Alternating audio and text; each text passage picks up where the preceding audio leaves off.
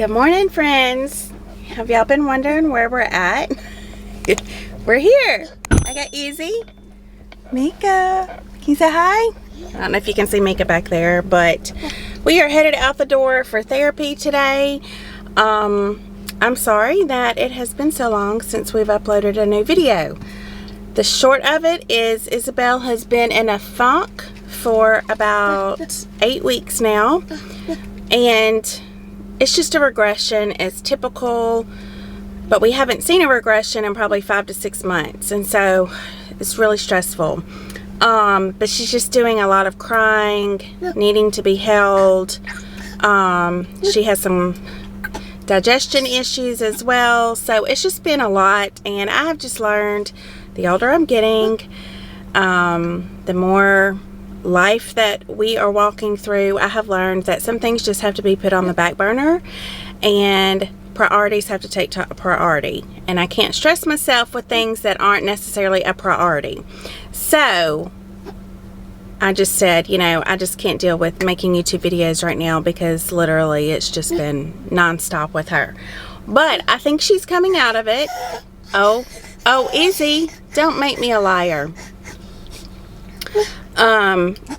The past day or two, it seems to be better. But anyway, so let me get these girls to therapy, and then I think what we're going to do today, just because sitting inside and doing, like, taking an hour or two to do a Q&A video session is just really hard with Isabel around. So what I'm going to do is I'm going to do an on-the-go Q&A. So I'm going to take you throughout my day today while I'm sitting in the car waiting on the girls to get out of therapy. I'm going to answer a bunch of questions, a Q&A, that many of you have left here on our channel. Many have left over on Instagram, and so that's what we're going to do today. I'm just going to tackle all those while I'm out doing my thing today. So stick around. Let me get these girls to therapy, and I'll be right back. She's not happy. Mika, can you say hi? Can you say hi? Can you show them your new teeth? I don't know that we've told y'all her teeth are coming in. Izzy, are you going to be good today for Miss Jessica? Look how cute they look. A friend gifted us a lot of hand-me-downs, and this was some of them. I like your dress. How do you say beautiful? Beautiful. You ready to go work hard? Are you ready to go work hard? Why are you not paying me any attention? Hey, Izzy. Oh no, I don't want you. I want Izzy. I want Izzy. Okay, you ready to go work? Alright. Okay, so we're just going to have to deal with lots of shadows in our video today because we're in our car. Anyways, drop the girls off, as you can see a while ago. I am in the McDonald's drive-thru getting me a Diet Coke. I know they're terrible for you. I love a fountain Diet Coke. So, not getting any breakfast though. I just had a meal replacement shake. Just a drink. So, there's kind of a long line. Let's answer one question. So, I have all of my questions written down here on my notebook. I'm just going to go through them and answer them as quickly as possible. Oh, let me order my Diet Coke. Welcome, madam. Yeah, can I just get a large Diet Coke and that's all? 110 at the next one, please. Huh? Okay. Thank you. So the first question is, what do you like to do to unwind and relax? And honestly, most of the time, like if Stan's working nights, I typically will stay up later than the kids and just sit after everyone's gone to bed and play around on the computer, watch a Hallmark movie, something like that. I like to go to bed maybe 30-45 minutes early and scroll my phone, read, just somewhere where it's quiet. But I also like to work out, and so going to work out is a great stress reliever for me. I enjoy doing it. Sometimes finding the motivation and the time to get there is difficult, but I genuinely am not like working out, so that's a great stress reliever. And lately, since it is springtime and the weather is beautiful outside and it's not very hot, I really like to go walking around the neighborhood. So I usually have a kid with me. Normally Jackson likes to go with me, but that's very relaxing just to get outside and move about. So it's kind of what I like to do when I need to unwind and relax. How old is sweet Lily Grace? Y'all know that Lily is a little girl in China that we are adopting. She actually will be 4 the end of June. June 30th or 31st, whatever the last day of the month is. That is her birthday. And so obviously we are not going to be there before her 4th birthday this year, which is really, really sad. But anyways, she's almost 4 and she's the cutest thing. We get new pictures almost every week from the facility that she's at, and she's just doing so well, and I'm so thankful for that. Okay, y'all. I know this is a weird Q&A session, but it is what it is. I'm winging it. I came to a local nearby park by therapy, and so they are mowing the grass over there, so hopefully y'all can hear me fairly well. Anyways, next question is, do Stan and I have outside help for Isabel, and who takes care of her and the other kids when we are gone? So the answer to that would be no. I don't know that we will ever honestly hire a caregiver to come into our home to help take care of Isabel.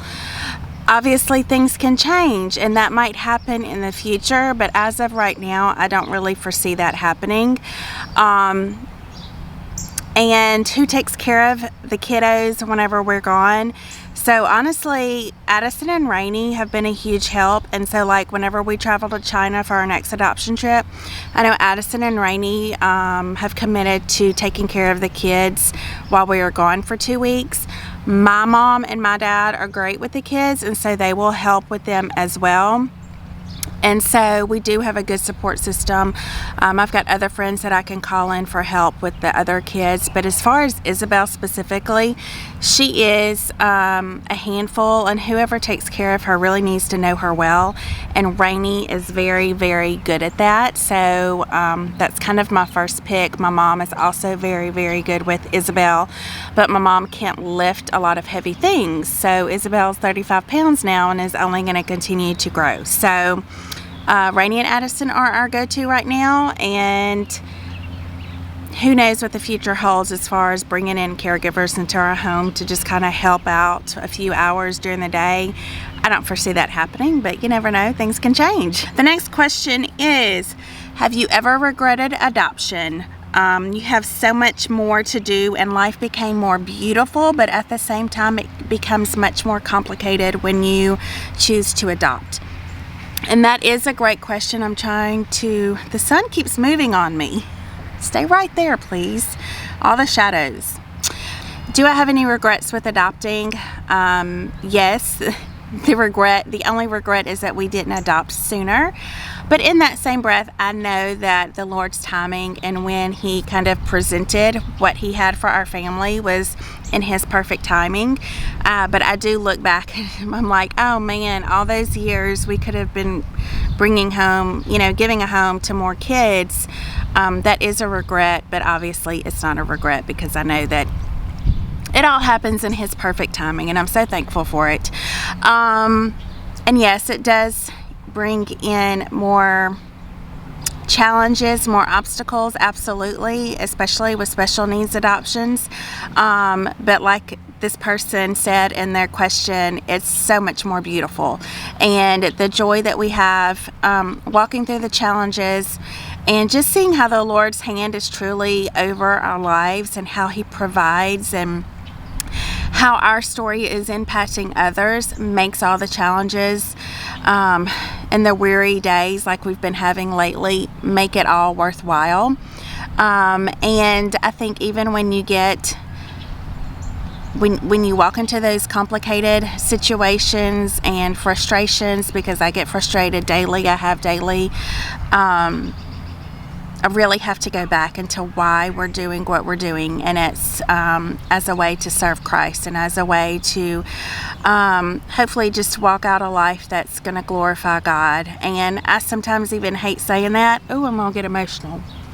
I sometimes even hate saying that right now because the past month or two has been very challenging and I've lost my cool. on the daily, on the regular. And so to say that I'm trying to live a life to glorify God, I think back and I'm like, oh, Ashley, you have sucked at doing that lately, right? But that is our intention, and that's my intention, and the Lord knows our heart, and He isn't calling us to be perfect in this walk. He just wants us to honor Him in all that we do. Okay, next question is, it says, how do you manage to attend all the kids and all the chores and tend to Izzy daily? And as you know, our kids are older. So Addison is obviously out of the house and married with a family of his own. But they are available, willing, and able to help me and Stan at the drop of a hat. So we have them to rely on as adults, I guess you could say. Well, they are adults. Emerson is 17. She could run the house by herself. She doesn't need us around. And then we've got Grayson, who's almost 14, Jackson, who is 11. Again, they could run the household by themselves. No, they will bicker with each other, but they could run the household. They take very good care of Isabel and Mika. So they know what is expected of them day to day. As far as chores go, typically, every single day the boys have chores, and Emerson if she's home, but like I said, she's always on the go. But we do homeschool, and then after homeschooling, we do our chores before anything else is done. So that includes emptying the dishwasher, folding all the laundry, cleaning of the bedrooms, vacuuming, and taking out the trash. So it was so sweet yesterday. Jackson asked me, it was literally about 9 o'clock last night, and I was folding laundry. Normally I've kind of delegated that to the boys for the most part, but last night I just sat down and decided to go ahead and fold the laundry. I had nothing else to do and felt like doing it. And he's like, Mama, do you want me to help you? I said, no, babe, I'm good. He was watching a TV show. I said, no, I'm good. You can watch TV. Well, I feel bad. I haven't done many chores today. Let me help you. I was like, babe, you don't have to help. So that in of itself can show you how responsible these kids are. Now, they're still kids.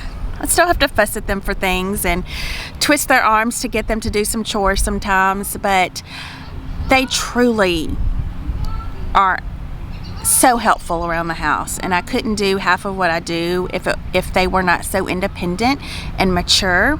So we really tackle it as a family. And when Stan is off of work, y'all know he works a lot of extra hours. When he's off at work, he's taking care of the pool and the yard and all the things that I necessarily don't really take care of.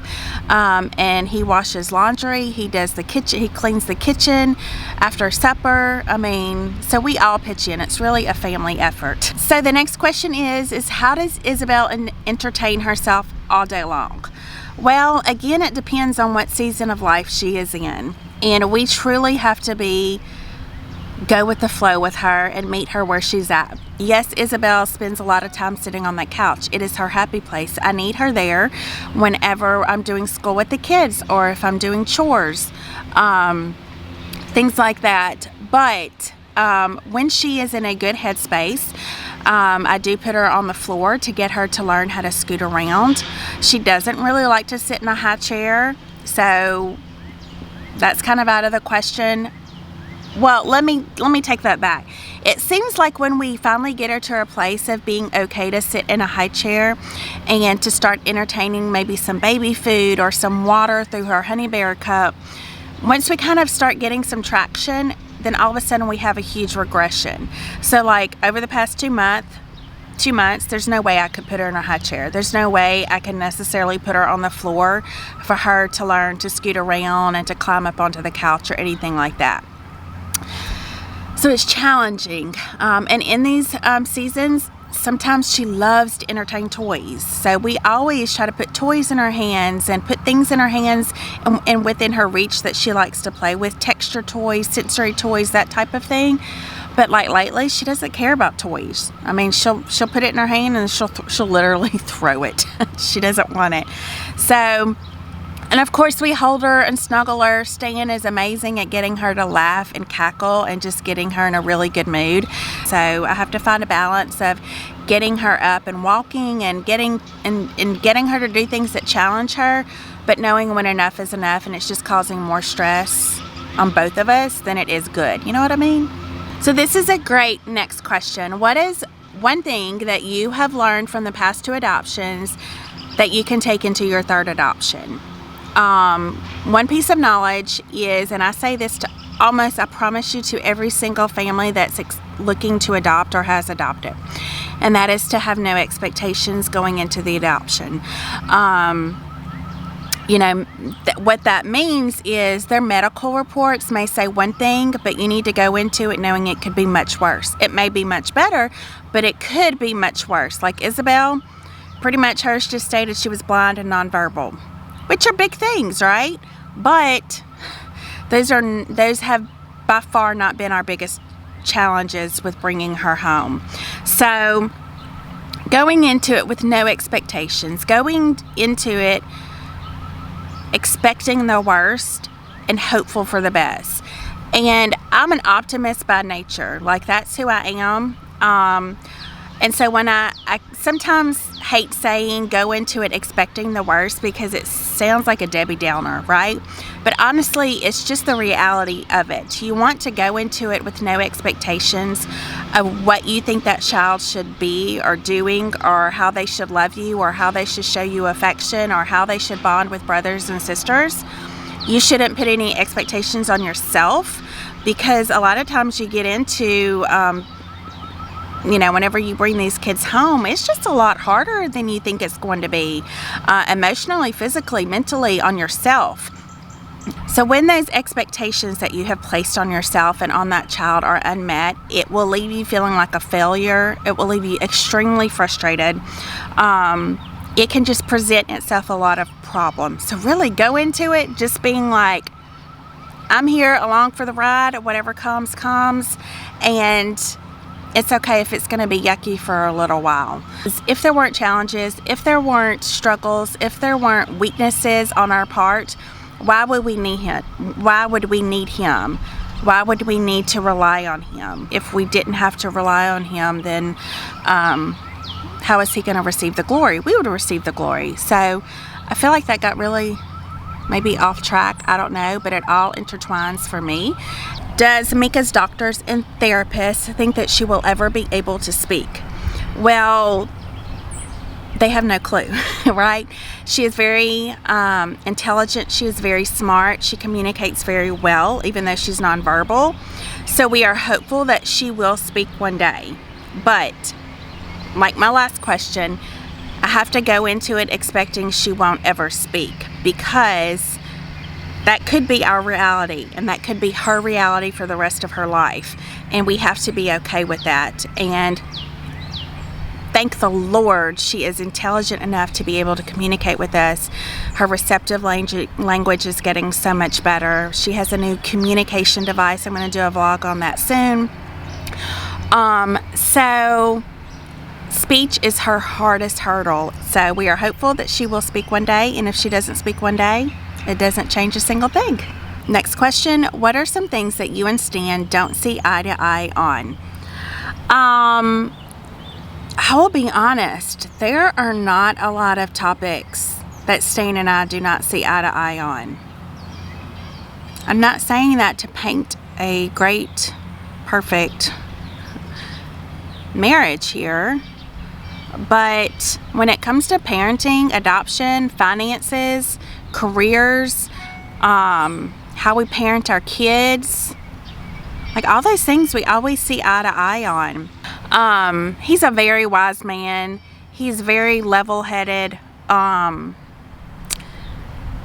He just has a lot of knowledge, a lot of wisdom, a lot of insight into a lot of things. And so I truly trust his judgment on most anything, and I trust him in how he leads our family. It's not to say that we don't have, you know, arguments back and forth, or do we agree eye to eye on every single thing? No, but for the most part we do. We see eye to eye on just about everything, which I'm very, very thankful for. Life is hard enough. Marriage is hard enough. I don't need to be disagreeing with my husband, and I don't need him disagreeing with me on big topics that truly matter. Do you know what I mean? Can Izzy hold a sippy cup or drink out of a sippy cup? The answer is, do I think she is completely able to? Yes. Is she willing? No. She is still only bottle fed, and that's really her only way of getting fluids and food down her. However, her therapist did introduce her into a honey bear cup. I'll insert a little video right here of it. And she will drink water from that. And when I say drink, meaning she'll take 2 or 3 sips and then she'll throw the cup because she's done. But that is actually very exciting that she can drink through that straw. And so, yes, I think she's able to drink through a sippy cup, but she is not willing to do it right now. So we don't press the issue. We just meet her where she's at, and eventually she is going to get there. Next question is how many days a week do you work out, and how do you find motivation to get up and go? So I have worked out for years and years and years. I mean, Stan and I started going to the gym together when the kids were very little. We could put them in the gym nursery and we would always work out together. So I've always loved working out. I like to do weights most of all. You know, but like I've said earlier, I have seasons of life where things take top priority, and seasons of life where that once top priority kind of gets pushed down a few notches. And so that definitely has become the case with working out and watching what I'm eating, most specifically speaking about since Isabel has come home. So I have gained 20 pounds over the past year. I don't think I'm alone in that. I think a lot of people have put on some weight during COVID and all the life changes and uncertainties in our country and all of that type of thing. But I have gotten back to working out. I changed gyms. I started at a smaller gym my good friend Joellen and Taylor own, and I love it. It's mostly women. So I typically have been going 5 days a week. And if I can't get there, again, because life with Isabel has been very day to day, if I can't get to the gym, I get outside. And I have weights at my house. I have kettlebells, and I go walking, running for cardio, or do suicides or like something like that. So typically about 5 days a week is my goal. Motivation to get there, don't have the motivation always. I think a lot of people think that you have to have motivation to get started, and that is actually completely untrue. It is very hard to get motivated to put on a tank top and workout clothes and go work out when you feel so icky about yourself. And when you've got, for me, I know 20 pounds doesn't sound like a lot of weight to a lot of people, but for me it's so much weight. And looking at that number really gets me down and just leaves my butt sitting on the couch, because I feel like it's going to take me forever to reach my goal again, and I feel like I'm never going to obtain it. So my motivation has been very low. Now, my motivation is steadily increasing because I know that if nothing changes, nothing changes. If I don't change how I'm eating, if I don't change how I'm exercising, if I don't change how much movement I'm getting day to day, that number on the scale is going to continue to rise. So there's motivation there. But I'm feeling more motivated when I'm feeling better in my skin. So the weight really has not been coming off, but I've noticed I'm getting slimmer. So I guess I'm losing inches somewhere, although I don't know exactly where, but I'm feeling better. Clearly I'm in a tank top. A month ago I would have never put on a tank top. So I'm starting to see the fruits of my efforts. But motivation isn't going to come in the beginning, y'all. It's going to come in the process, in the journey, when you start seeing gains, when you start lifting heavier weights, when you start being able to maybe run a little bit instead of always walking, or you can fit into those jeans that you couldn't fit into 3 months ago. That's where you're going to find the motivation. So yeah, motivation, I don't know, it's neither here nor there. You just have to get up and do it. Okay, let's do one more question before I need to go and pick up Isabel. So someone asked, how is Michaela's boutique going? So if you don't know, my daughter-in-law Rainey opened up a women's boutique called Michaela's Boutique. It's an online boutique. She opened it, I feel like this past October, maybe November, right around there. And it's going really well.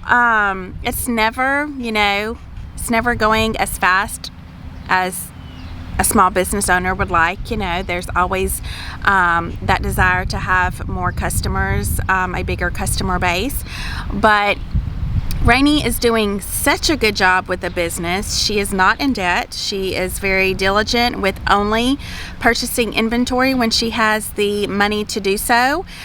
She has a new mission family. It's a family that is adopting and bringing an orphan into their home. And so I'm going to leave her link down below in the description box, so you need to go check out her website. She has some beautiful spring and summer attire. It's been so phenomenal just to see how many complete strangers are so invested into our family and what we're doing, and just wanting to be very supportive. And so I just absolutely love it. Someone asked, how are the sales for Stan's new book going? So Stan's book, I feel like, is doing really well. People are buying it. People are messaging him, telling him it's a great book, and they're really enjoying it. They're leaving great reviews over on Amazon. It's a beautiful book, and I highly encourage you to go check it out. I will leave the link in the description box below, and let us know if you purchased the book. How do you like it? It really boosts his self-confidence and just encouragement to know that people are actually reading his book. So he has many other books that are in the works that he wants to go ahead and get published in the near future. So, but this was kind of the first book that he needed to get out and get done. And I'm just super excited for him. So yeah, go check it out, go purchase his book. And like I said, leave me a comment below and let me know how you like it. Next question. Oh. Hey Grayson. Hi.